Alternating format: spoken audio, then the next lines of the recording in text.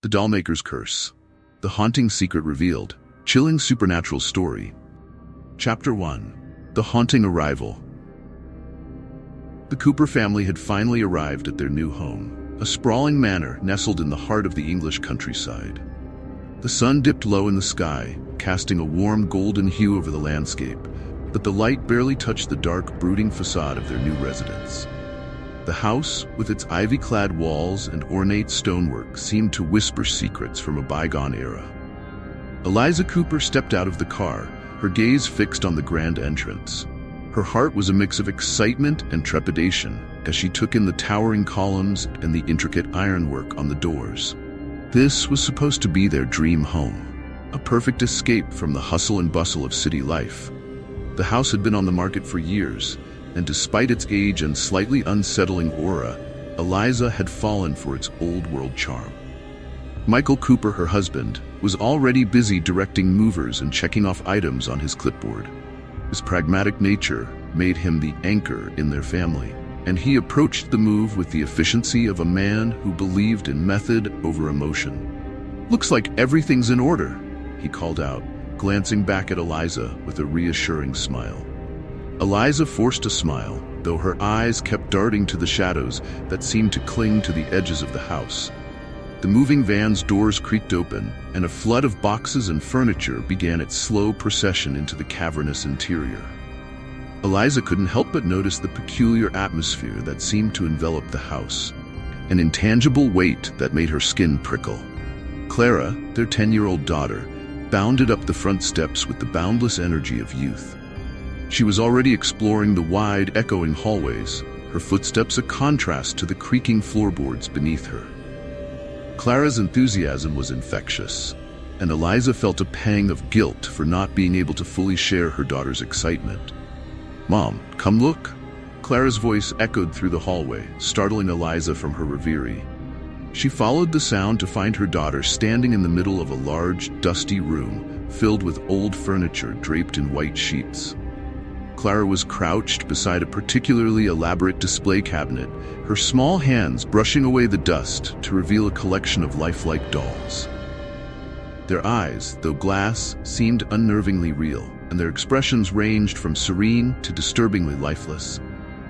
The dolls were dressed in vintage outfits, each one meticulously crafted, and their presence filled the room with a sense of eerie calm. Eliza approached slowly, her eyes narrowing as she took in the sight. "These must be from the previous owner," she murmured, her voice barely above a whisper. "The Dollmaker." Michael walked in, his gaze fixed on the dolls with a hint of bemusement. "Well, they are certainly unique," he said, trying to lighten the mood.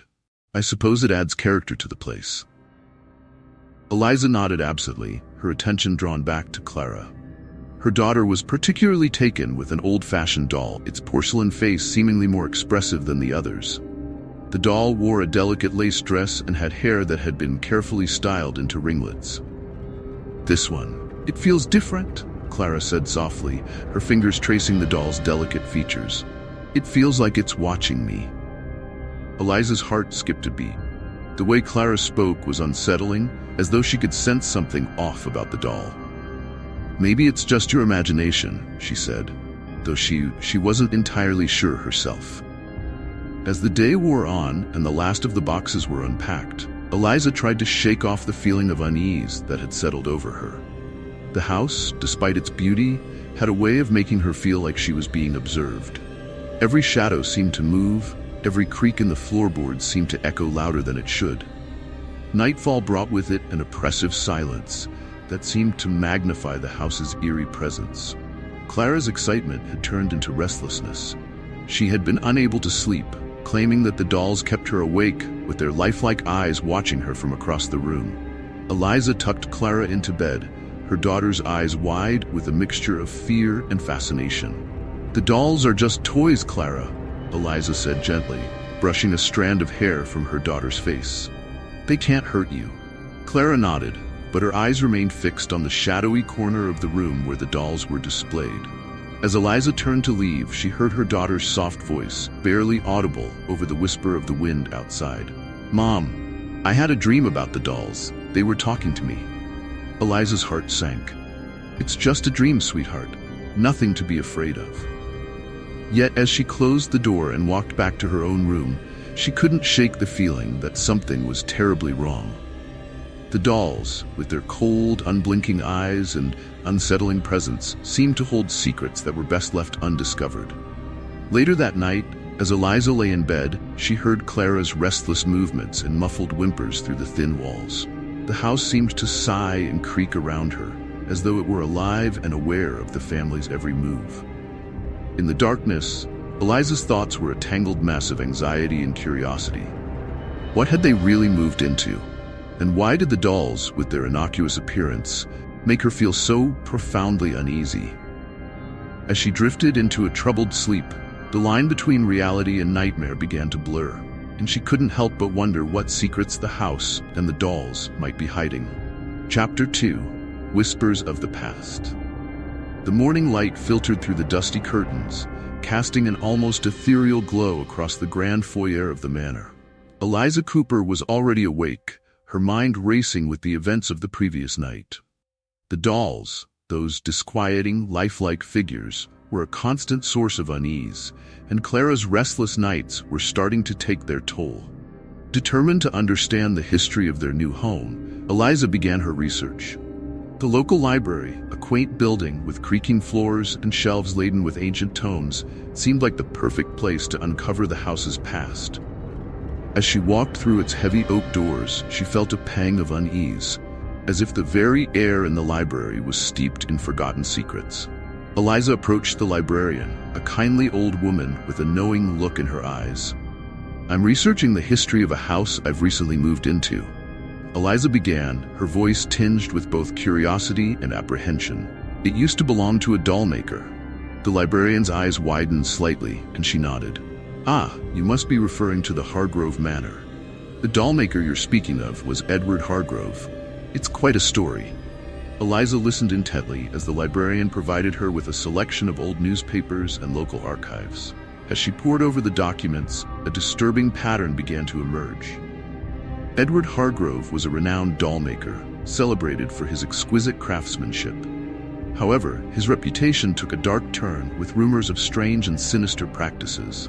It was said that he was involved in esoteric rituals, attempting to imbue his creations with a semblance of life. One article described how Hargrove had vanished under mysterious circumstances. The last known sightings of him were filled with whispers of dark rituals and unsettling phenomena around his workshop. The reports were vague but hinted at a troubled soul consumed by his own creations. The final entry was particularly chilling. Hargrove's disappearance has left a void in the town's heart, but many believe that he might still linger in the shadows, bound to the objects he loved so dearly. Eliza's hands trembled slightly as she read the accounts. She could almost hear the whispers of the past curling around the edges of the text.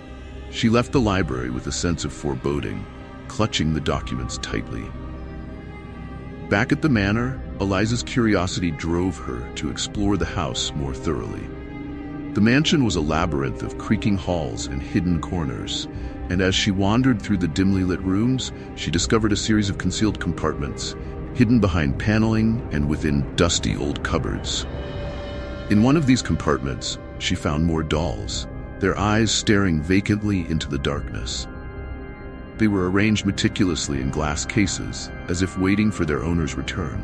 Each doll was more elaborate and unsettling than the last, with expressions that seemed to shift subtly under the light.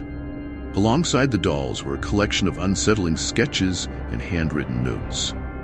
The sketches depicted grotesque figures and twisted symbols, their meaning lost to Eliza, but their intent clear in their unsettling nature. As night fell, the atmosphere in the house grew increasingly oppressive.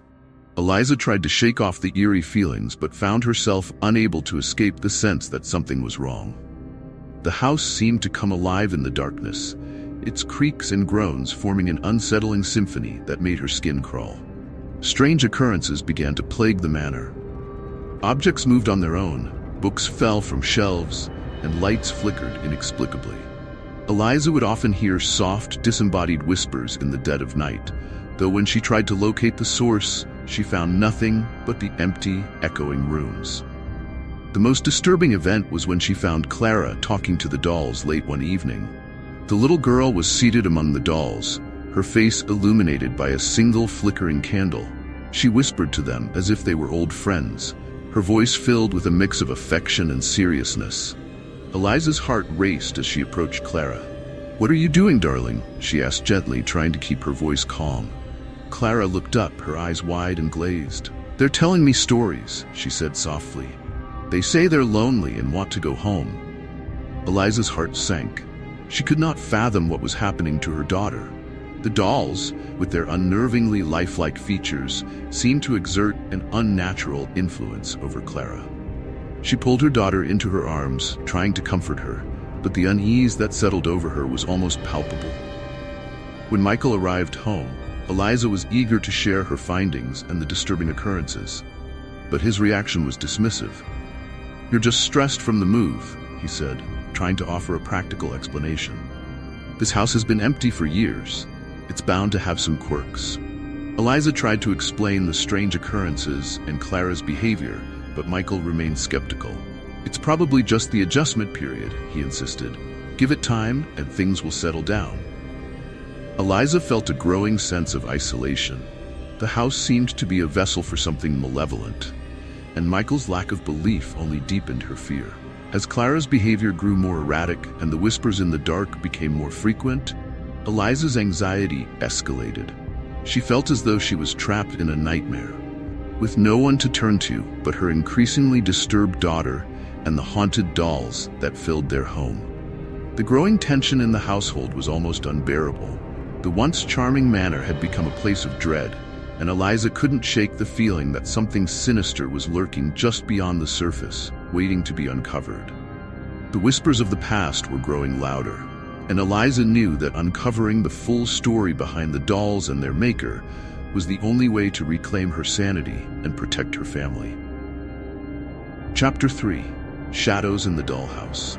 Eliza Cooper had always believed that knowledge was power, but as she delved deeper into the mystery of their new home, she felt increasingly overwhelmed by the darkness that seemed to surround them. The house was becoming more than just a dwelling. It was a living entity filled with secrets and shadows. One morning, while Clara was at school, Eliza decided to seek out the elderly neighbor she had heard about from the local gossip.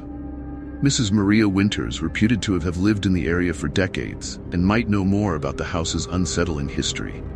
With a mixture of hope and trepidation, Eliza made her way to the quaint cottage next door. Its cheerful exterior a stark contrast to the gloom she felt in her own home. Mrs. Winters greeted Eliza with a warm but wary smile. Her face was lined with age and wisdom, and her eyes held a glint of knowing that made Eliza's heart race. After a polite exchange of pleasantries, Eliza broached the subject of Hargrove Manor. "I'm sorry to bother you," Eliza began, trying to sound casual. "I'm researching the history of the house we've moved into. I understand it once belonged to a man named Edward Hargrove." The mention of Hargrove's name made Mrs. Winters stiffen. Her eyes darkened, and she glanced around as if afraid someone might overhear. "Yes, I know the place," she said softly, "but it's best not to dwell too much on the past." Eliza leaned in, her curiosity piqued. "I've heard some unsettling things about him. Can you tell me more?" Mrs. Winters hesitated, then sighed heavily. "Hargrove was a dollmaker, yes, but not just any dollmaker. He was rumored to be involved in dark rituals, trying to give life to his creations. Some say he succeeded, in a manner of speaking. Those dolls you found, they might be more than just toys." Eliza's breath caught in her throat. "More than just toys?" Mrs. Winters nodded gravely. "There are whispers about his experiments, about souls being trapped in those dolls. People claim to have seen them move, heard them speak. It's all very sinister, but whether there's any truth to it, well, who can say?" The old woman's words sent shivers down Eliza's spine. As she left Mrs. Winters' cottage, she felt a renewed sense of dread. The house, which had once seemed like a quaint retreat, now felt like a prison with a dark, inescapable history. That evening, as the sun dipped below the horizon, Eliza tried to shake off her growing unease. But as she prepared dinner, strange occurrences began to plague her once again. She would catch glimpses of movement out of the corner of her eye, dolls shifting in their display cases, their heads turning ever so slightly, as if observing her. As she slept, the disturbances grew more intense. Eliza's dreams were plagued by nightmarish visions. In one, she found herself in a dimly lit room, surrounded by the dolls. Their eyes glowed with an eerie light, and their mouths moved in silent, grotesque whispers. The air was thick with an oppressive sense of dread, and Eliza felt an invisible force pressing down on her. In another dream, she was led through a labyrinthine corridor by a doll with a blank, vacant expression. The walls seemed to pulse with a malevolent energy, and the doll's eyes bore into hers with an unsettling intensity. As she reached the end of the corridor, she found herself standing before a large, ornate mirror. The reflection showed not her own face, but the faces of all the dolls, twisted into expressions of silent torment. Eliza awoke in a cold sweat, her heart pounding. The dreams felt too vivid, too real, to be mere figments of her imagination. She glanced over at Clara's room, where her daughter was still sleeping peacefully. The child's connection to the dolls seemed to grow stronger with each passing day. Clara spoke to them as if they were old friends, and her obsession was becoming increasingly unsettling. One afternoon, Eliza entered Clara's room to find her daughter sitting among the dolls, her face flushed with excitement. "Mom, look at what I've done," Clara said, holding up a small, intricate dollhouse she had fashioned out of old furniture and scraps. Eliza's eyes widened as she took in the sight. The dollhouse was a perfect replica of their own home, complete with tiny versions of the same dolls that filled their house. Clara had meticulously arranged the dolls inside, creating miniature scenes that mirrored the rooms and furniture of their real home. "It's like they're living here with us," Clara said dreamily, her eyes shining. "They told me they wanted to be part of our family." Eliza's heart sank. She could see the growing influence the dolls had over her daughter. Clara's behavior was becoming more erratic, and her obsession with the dolls was consuming her. Eliza knew she had to do something to protect her child. When Michael returned home, Eliza was ready to confront him with her concerns. She recounted the disturbing discoveries she had made and the unsettling occurrences that had been plaguing their home. Michael listened with a furrowed brow, his skepticism wavering. "I know it sounds crazy," Eliza said desperately, "but these dolls, they're not just toys. There's something wrong with them, something dark." Michael sighed, running a hand through his hair. "Look, I don't know what's happening, but we need to deal with this rationally. Maybe there's a logical explanation for all of this. We just need to get through this together." Eliza's frustration boiled over. "I need you to believe me, Michael. These dolls are affecting Clara. We have to do something before it's too late." The tension between them was palpable. Michael's disbelief was a chasm between them, and Eliza felt increasingly isolated. The once cozy home had become a place of fear and uncertainty, and the dolls' malevolent presence seemed to seep into every corner of their lives. As night fell, the house seemed to come alive with the whispers of the past. Eliza lay awake, unable to shake the feeling that something was watching her, waiting for the right moment to reveal its true nature. The shadows in the dollhouse seemed to stretch and twist, and Eliza knew that they were only beginning to uncover the true extent of the horrors that lay hidden within their home.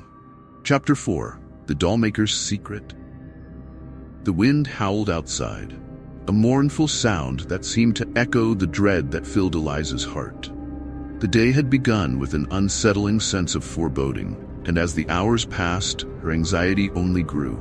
Determined to uncover the truth behind the sinister dolls that had taken over their home, she spent the day rummaging through every inch of the house. Her search led her to a forgotten corner of the attic, where old trunks and dusty boxes were piled haphazardly. In the dim light of a flickering lamp, Eliza stumbled upon a weathered trunk buried beneath a stack of old quilts. With trembling hands, she pried it open. Inside, she found a collection of faded letters and tattered manuscripts.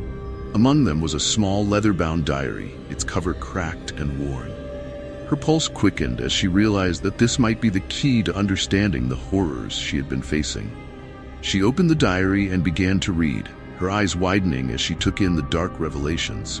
The entries, written in a meticulous, almost obsessive hand, detailed the Dollmaker's experiments and rituals. Edward Hargrove's writings spoke of a relentless pursuit to capture and preserve human souls within his dolls.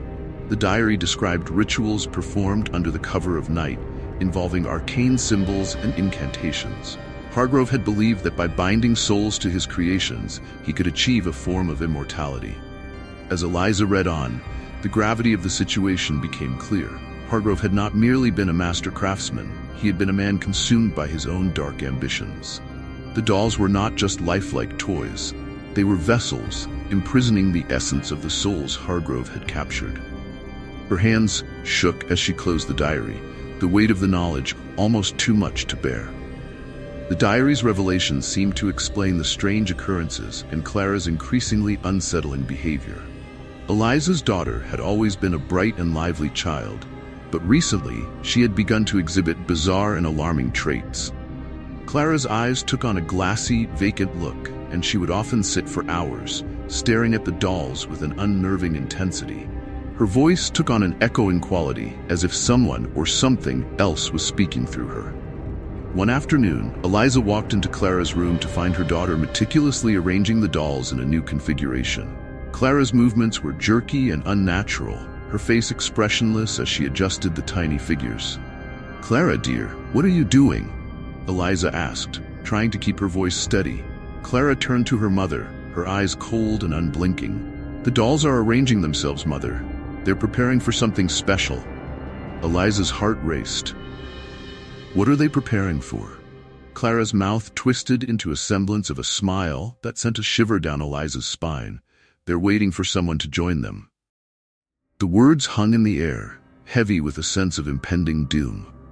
Eliza could not ignore the parallels between Clara's behavior and the descriptions she had read in the diary. It was as if the dolls were influencing her, drawing her closer to the malevolent force that resided within them. Desperate to save her daughter and end the terror that had engulfed their home, Eliza sought out experts on the occult. She contacted several researchers and practitioners who specialized in supernatural phenomena. The consultations were grim and fraught with fear. The experts confirmed Eliza's worst fears. Hargrove's rituals had indeed created a dark link between the dolls and the spirits trapped within them. One particularly knowledgeable scholar, Dr. Adrian Blackwood, advised Eliza that confronting the spirit directly might be their only option. "The dolls are more than mere objects," he explained over the phone. "They are conduits for the trapped souls. If you wish to break their hold, you must face the spirit that controls them." Eliza listened with mounting dread as Dr. Blackwood explained the steps needed to confront the spirit. The process would be perilous, involving a series of rituals designed to sever the connection between the dolls and the souls imprisoned within them. It would require not only courage, but also a deep understanding of the dark forces at play. As she prepared for the confrontation, Eliza felt a growing sense of urgency. The darkness that had seeped into their home seemed to be closing in, and the influence on Clara was becoming more profound with each passing day. Eliza knew that she had to act quickly to save her daughter and restore peace to their lives. The night before the confrontation, Eliza sat alone in the attic, surrounded by the very dolls that had caused so much anguish. The flickering candlelight cast long, ominous shadows on the walls, and the silence was broken only by the occasional creak of the old house. Eliza stared at the dolls, their lifelike eyes seeming to watch her every move. She felt a sense of finality. This was the point of no return. As she prepared herself mentally for the ritual, Eliza reflected on the diary's final entries. Hargrove had written of a final, desperate attempt to control the spirits he had bound, and it was clear that the dolls had taken on a life of their own. The thought of confronting such malevolent entities was terrifying, but Eliza's determination to protect Clara and end the suffering gave her the strength she needed. The following night, under the cloak of darkness, Eliza would attempt to confront the spirit that had haunted their home. With the diary and Dr. Blackwood's guidance in hand, she would face the malevolent force that had entwined itself with the dolls, hoping to break the chains that bound them and free her daughter from the growing shadow. Chapter 5. The Ritual Unfolds. The night was heavy with an unsettling silence. broken only by the occasional gust of wind that rattled the windows. Eliza stood in the attic, her heart pounding with both fear and determination. The ritual to banish the malevolent spirit from their home was about to begin, and she could feel the weight of its gravity pressing down on her. Michael, though skeptical and apprehensive, had agreed to help her. His support was grudging but necessary for what was to come. Eliza had set up the ritual space according to Dr. Blackwood's instructions. The attic was transformed into a makeshift ceremonial chamber, with symbols drawn in salt, forming a protective circle around a central altar. The diary and various occult artifacts were arranged on the altar, their presence a tangible reminder of the darkness they were confronting. Michael stood by, his expression a mix of reluctance and determination. "Are you sure this will work?" he asked, his voice laced with worry. Eliza nodded, her gaze fixed on the altar. "It has to. We don't have any other choice." With a deep breath, Eliza began chanting the incantations from the diary. The words felt foreign and ancient on her tongue, their meaning both mysterious and ominous. As she spoke, the air grew colder, and the flickering candle flames cast eerie shadows across the walls. At first it seemed as if nothing was happening, but then a low, rumbling sound began to emanate from the corners of the attic. The dolls, which had been eerily still until now, started to shift and move on their own. Their eyes, once lifeless, now glinted with a malevolent light. Michael's eyes widened in terror as the dolls began to clatter and jostle against each other. "Eliza, something's happening!" Eliza tried to maintain her focus, her voice unwavering as she continued the incantations. The dolls' movements grew more erratic, their tiny limbs flailing as if trying to break free from invisible restraints. The air crackled with energy, and a sense of foreboding filled the room. Suddenly, the house itself seemed to come alive with malevolent energy. The walls trembled, and a deep, resonant groan echoed through the attic. Objects began to move on their own, flying across the room and crashing into the walls. Michael and Eliza were forced to duck and dodge as the once innocuous dolls became aggressive. Their porcelain faces twisted into grotesque, mocking expressions.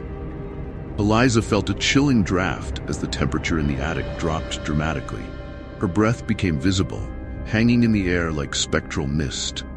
The ritual's protective circle flickered, and Eliza struggled to keep the incantations flowing as she felt a powerful force trying to break through. The doll's aggression escalated, and a ghastly figure began to manifest before them. It was the spirit of the Dollmaker, Edward Hargrove, his form shifting and writhing with an otherworldly energy. His eyes glowed with a tormented fire, and his mouth opened in a silent scream of agony. "You dare to challenge me?" The spirit intoned, his voice echoing with a blend of anger and despair. "You do not understand the depths of my suffering." Eliza's heart raced, but she forced herself to remain steady. "We know enough. You've tormented my family long enough, and it ends tonight." The spirit's form began to waver and distort, and Eliza could see the anguish etched into every feature. Through the spectral haze, she saw glimpses of Hargrove's tragic past, the betrayal, the experiments, and the ceaseless torment he had inflicted upon himself and the souls trapped within his dolls. It became clear that the true horror lay not only in the dolls, but in the cycle of pain and manipulation that had ensnared Hargrove's spirit. Michael, now fully committed, joined Eliza in the chant. Their voices blended, creating a powerful, harmonious resonance that seemed to push back against the spirit's oppressive presence. The protective circle flared with intense light, repelling the malevolent force that sought to engulf them. Despite their efforts, the spirit fought fiercely. The doll's eyes burned with an unholy light, and the house groaned as if in protest. Eliza could feel the strain of the ritual taxing her strength, but she refused to give in. She concentrated on the incantations, focusing on the ultimate goal, breaking the cycle of torment that had consumed Hargrove. As the ritual reached its climax, a powerful wave of energy surged through the attic. The spirit of Hargrove let out a final, agonized cry as the force of the ritual enveloped him. The dolls fell still, their malevolent light dimming as the connection to the spirit was severed. With a final burst of energy, the protective circle glowed brightly, and the oppressive atmosphere lifted. The house, once filled with dark energy, now felt eerily calm. The dolls, stripped of their sinister power, lay motionless on the floor. Exhausted but relieved, Eliza and Michael collapsed to the ground. The ritual had been perilous, but they had succeeded in breaking the hold of the spirit that had haunted their home. The dolls, now devoid of their previous menace, were just lifeless toys once more. As dawn's first light filtered into the attic, Eliza looked at Michael, her eyes reflecting a mixture of exhaustion and triumph. "It's over," she said, her voice barely more than a whisper. Michael nodded, though he still looked shaken. "Let's hope this is the end of it." Eliza took a deep breath, feeling a sense of closure. The torment that had plagued their home was finally at an end, and they could begin to heal and move forward. The dolls, once symbols of terror, now represented a chapter closed, a dark past that had been confronted and overcome. As they gathered their strength and prepared to leave the attic, Eliza glanced back at the now innocuous dolls. The memory of the spirit's anguish and the cycle of pain it had perpetuated would remain with her, but she took solace in knowing that they had faced the darkness and emerged victorious. Chapter 6: The Final Reckoning. The sun's early light spilled into the attic, casting long shadows across the now quiet space. The ritual was complete, and the air was heavy with a palpable sense of relief and exhaustion. Eliza and Michael sat on the attic floor, surrounded by the remnants of their battle. The dolls lay scattered, some broken beyond repair, others seemingly untouched but now devoid of their former menace. The oppressive weight that had hung over the house seemed to lift, but the atmosphere remained charged with a lingering sense of unease. Eliza's hands trembled as she tucked the last of the ritual items away. Her mind was a whirlwind of emotions, triumph mingled with the shadows of fear and fatigue. Michael, equally drained, helped her clear away the debris, his movements mechanical and weary. "Is it really over?" Michael asked, his voice strained. Eliza took a deep breath, trying to steady herself. "I think so. The ritual seemed to work, but..." She didn't need to finish the sentence. They both knew that the scars of the past few days would take much longer to heal than the physical remnants of the dolls. The house, once a battleground, was now eerily quiet, but the silence was unsettling in its own right. As they began to clear out the remaining dolls, Eliza noticed a small, partially destroyed doll wedged behind a stack of old boxes.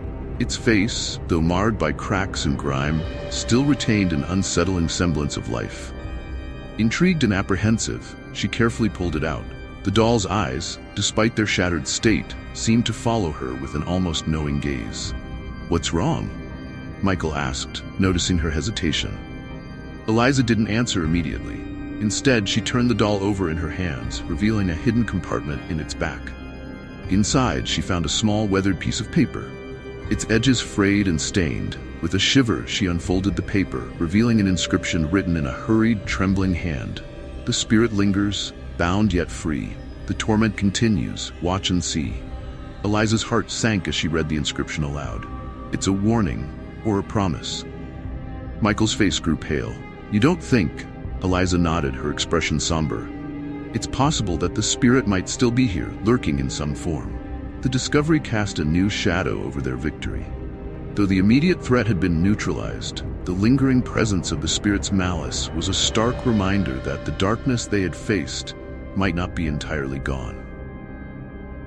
The family moved out of the house, leaving behind the memories and the haunted artifacts. They settled into a new home, trying to reclaim a sense of normalcy and safety. Clara, though visibly shaken, showed signs of improvement. The nightmares that had plagued her seemed to lessen, and her demeanor slowly returned to a semblance of her former self. Yet the darkness of their previous experience lingered in her eyes, a silent testament to the horrors she had endured. Eliza and Michael found themselves haunted by the echoes of their ordeal. The house had been cleansed and the dolls destroyed or removed, but the emotional scars were deep. They carried with them an enduring sense of wariness, a reminder of the malevolence they had faced and the unsettling possibility that it might not be completely vanquished. One evening, as Eliza was unpacking some old boxes in the attic of their new home, she came across a dusty, forgotten crate. Inside, she found an assortment of old toys and trinkets, including a single, intact doll an innocent-looking toy with a porcelain face and a sweet, serene expression. Her heart skipped a beat as she saw it, but she brushed off the unsettling feeling and put it aside. As she closed the box and prepared to move on, she noticed something strange about the doll.